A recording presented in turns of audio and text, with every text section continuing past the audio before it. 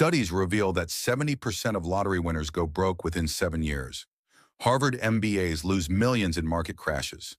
Doctors declare bankruptcy at twice the national average. If intelligence determined wealth, why do brilliant people make catastrophic money decisions? I synthesized over 1,000 pages from 3 groundbreaking books to decode the psychology behind our most irrational financial behaviors. What I discovered will fundamentally change how you think about money forever. Welcome to Code Money, where we decode the psychology behind wealth building. I'm your host, and today we're diving deep into why smart people consistently make dumb money decisions. Over the past month, I've analyzed 3 essential books: The Psychology of Money by Morgan Housel, Thinking Fast and Slow by Daniel Kahneman, Your Money or Your Life by Vicki. These authors represent decades of research across behavioral economics, cognitive psychology, and financial therapy. Combined, they reveal the hidden forces that sabotage even the most educated minds when it comes to money. Here's what we'll uncover: why your brain is literally wired to make bad financial decisions, the 5 cognitive biases that destroy wealth faster than any market crash, how successful people think about money differently, and a practical framework to rewire your money psychology. If you're ready to understand the real psychology of wealth, hit subscribe and let's decode your money mind. Book 1: The Psychology of Money. Introduction. First, let's explore Morgan Housel's The Psychology of Money. Housel spent years as an investment writer, analyzing why people with identical financial knowledge achieve completely different outcomes. His conclusion? Money decisions aren't made in spreadsheets. They're made in our emotions. Here's a shocking fact. Your personal experiences with money make up maybe 0.00001% of what happens in the world, but they drive 80% of how you think the world works. Core Concept 1. Everyone has a different money story. Housel reveals that your money psychology isn't based on logic. It's based on the economic lottery of when and where you were born. Consider this. If you graduated college in 2009 during the financial crisis, you likely developed a deep skepticism of stock markets. But if you graduated in 2013 as markets soared, you probably embraced risk. A National Bureau of Economic Research study proved this. They found that people who experienced high stock returns early in life invest 50% more in stocks throughout their entire career than those who experience crashes. Housel shares his own family's story. His parents, who lived through the Great Depression, kept enormous cash reserves their entire lives. Economically irrational? Absolutely. Psychologically logical? Completely. Key takeaway: your money decisions aren't wrong. They're responses to your unique emotional experiences with financial uncertainty. Core Concept 2. Wealthy versus rich. Here's where Housel blows up everything you think you know about wealth. Being rich and being wealthy are completely different psychological states. Rich people buy things. Wealthy people buy freedom. Housel cites MC Hammer, who made $33 million but went bankrupt because he confused income with wealth. Real wealth is invisible. It's the money you don't spend, the car you didn't buy, the house you didn't upgrade, the vacation you postponed. In 2009, Rihanna nearly went bankrupt after spending 82% of her wealth in 1 year. When she sued her financial advisor, he responded, "Was it really necessary to tell her that if you spend money on things, you'll end up with the things and not the money?" But here's the deeper psychology. Wealth isn't about buying luxury goods. It's about buying time, controlling your own schedule, having options when life hits you with unexpected expenses. Key takeaway: true wealth is what you don't see. It's financial flexibility, not financial display. Core Concept 3. The Power of Compounding in Time. Housel's most powerful insight reveals why time beats timing every single time. Warren Buffett's net worth is $84 billion. But here's what blows people's minds.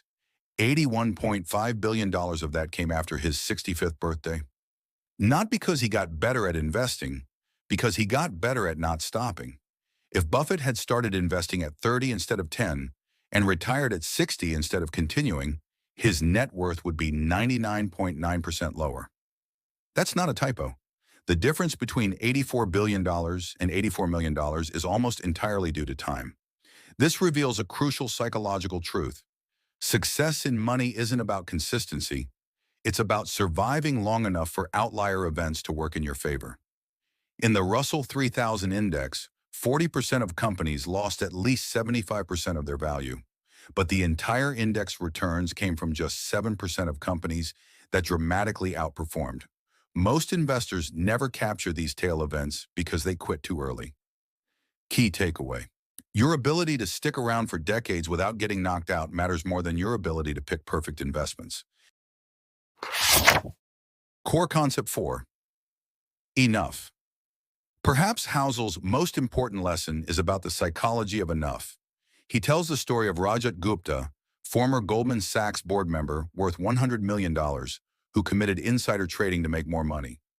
Why would someone with generational wealth risk everything for marginal gains? Because humans never compare themselves to everyone. They compare themselves to their immediate peer group. Gupta wasn't comparing himself to middle-class families. He was comparing himself to billionaires. This reveals the hedonic treadmill of wealth. No matter how much you have, there's always someone with more. The goalposts keep moving. Housel argues that the hardest financial skill isn't calculating returns or analyzing markets. It's defining enough for yourself and sticking to it. When you don't know your enough number, you take unnecessary risks with money you already have to gain money you don't need to impress people you don't like. Key takeaway. The ultimate financial skill is knowing when you have enough to stop taking risks that could lose what you already have. Book 2. Thinking Fast and Slow. Introduction. Now let's dive into Daniel Kahneman's masterwork, Thinking Fast and Slow. Kahneman won the Nobel Prize in economics for proving that humans are terrible at making rational decisions, especially about money. His research reveals that your brain operates with two systems. System 1, fast, emotional, automatic, and System 2, slow, logical, deliberate. When it comes to money, System 1 is usually driving, and it's making expensive mistakes. Core Concept 1, System 1 versus System 2 in financial decisions. Kahneman's research shows that 95% of your financial decisions happen in System 1, the fast emotional part of your brain. System 1 sees a 50% off sale and thinks bargain. System 2 would calculate whether you actually need the item and if it fits your budget. But System 2 is slow and requires energy, so it rarely gets activated for routine financial decisions. This explains why day traders consistently lose money. They're making rapid System 1 decisions in response to market movements, while successful investors use System 2 for deliberate, long-term planning. Here's what's crucial. When you're stressed, tired, or overwhelmed, System 2 goes offline. This is why people make terrible financial decisions during emergencies or when emotionally triggered. Key takeaway. Most financial mistakes happen because your fast brain makes decisions before your slow brain can intervene. Core Concept 2. Loss Aversion and Prospect Theory. Kahneman's Nobel Prize-winning discovery. Humans feel the pain of losing money twice as strongly as the pleasure of gaining the same amount. In controlled experiments, people required a potential gain of $200 to risk losing $100. This isn't logical, it's psychological. This explains why investors hold losing stocks too long and sell winning stocks too early. The pain of realizing a loss feels worse than the missed opportunity of bigger gains. It also creates the endowment effect. Once you own something, a house, a stock, a business, you value it higher than before you owned it, simply because losing it would hurt. This is why homeowners often refuse to sell at a loss, even when it's financially rational. They're not making a financial decision, they're avoiding psychological pain. Your brain's loss aversion makes you hold on to bad investments and avoid good risks. Core Concept 3. Anchoring and Mental Accounting.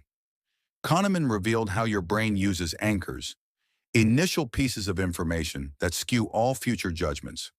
When you see a house listed at $800,000, then reduced to $700,000 to $50,000, you think it's a deal.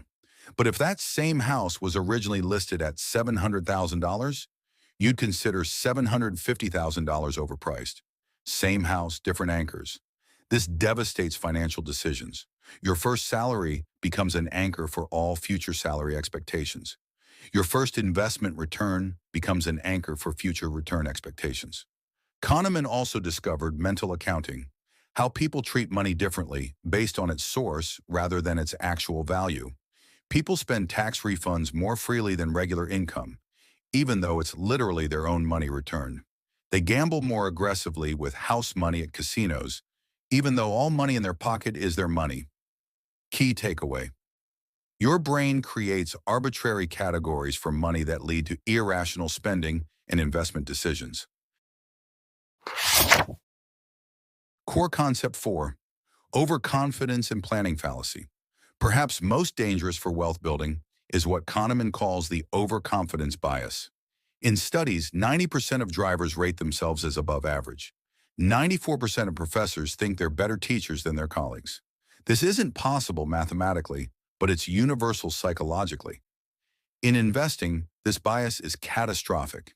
Individual investors who trade most frequently earn the lowest returns. They're not bad at analysis, they're bad at recognizing the limits of their knowledge.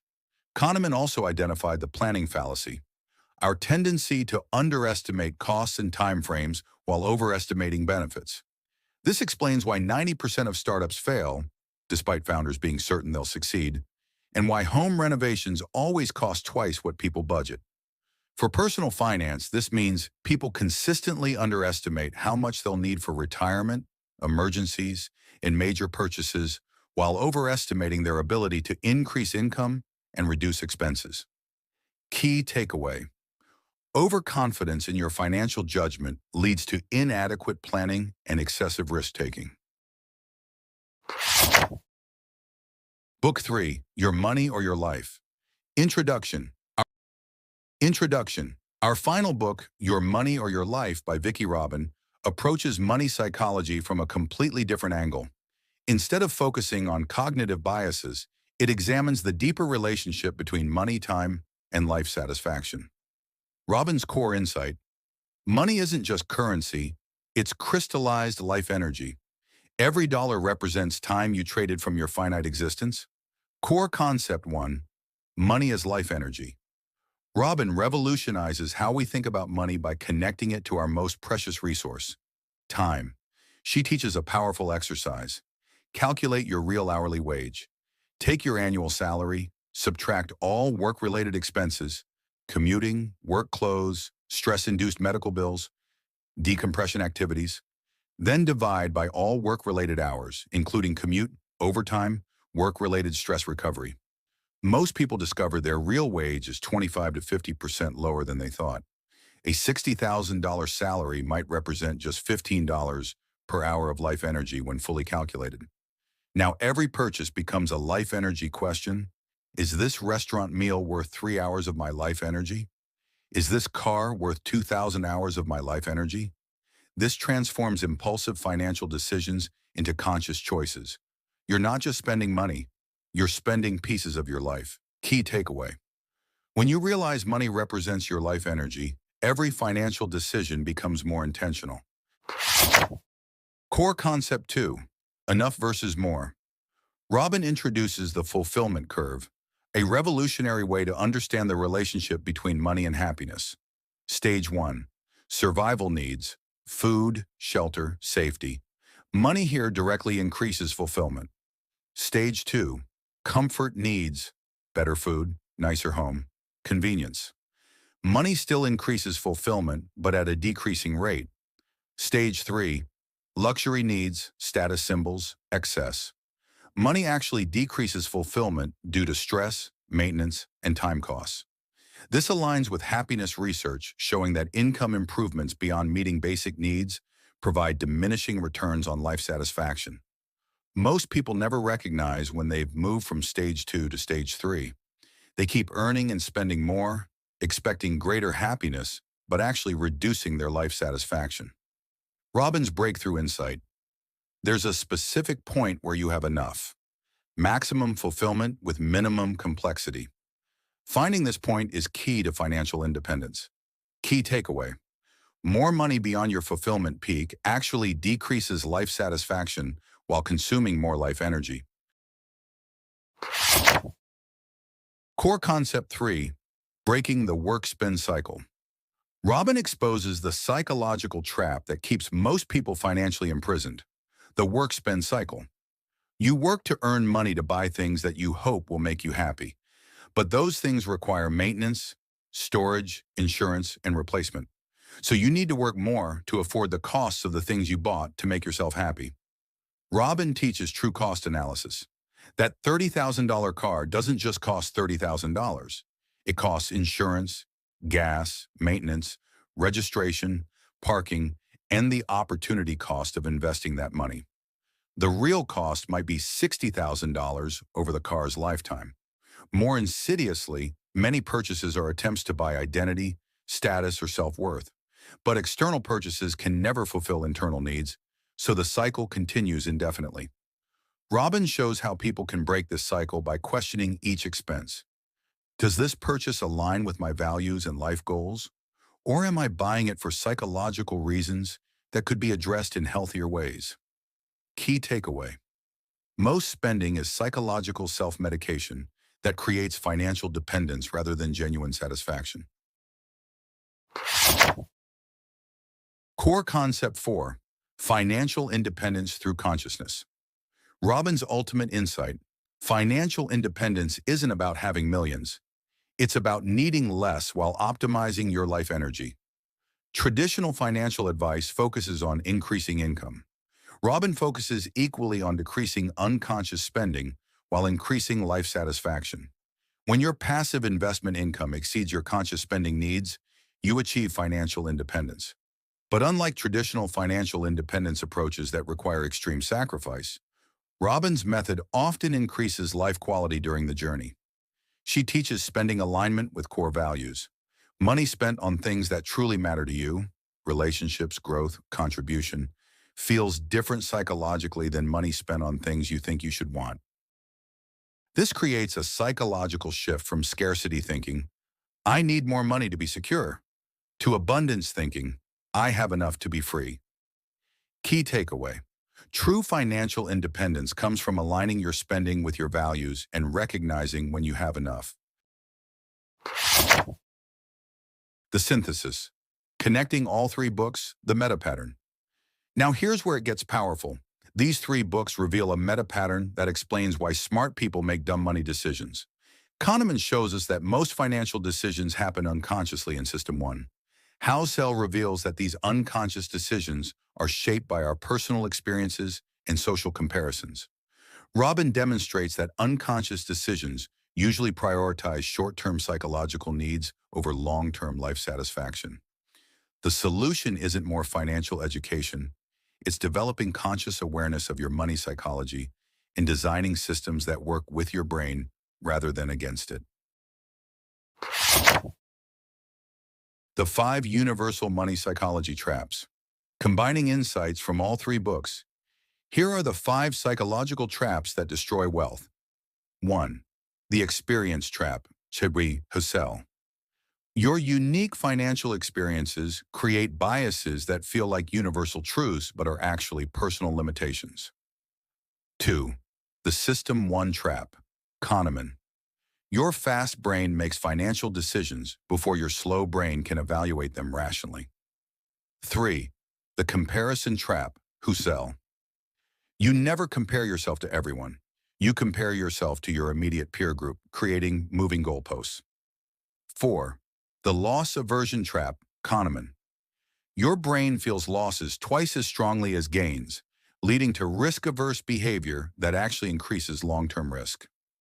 5. The Life Energy Trap, Robin. You trade your finite time for money, then spend that money unconsciously without considering the life energy cost.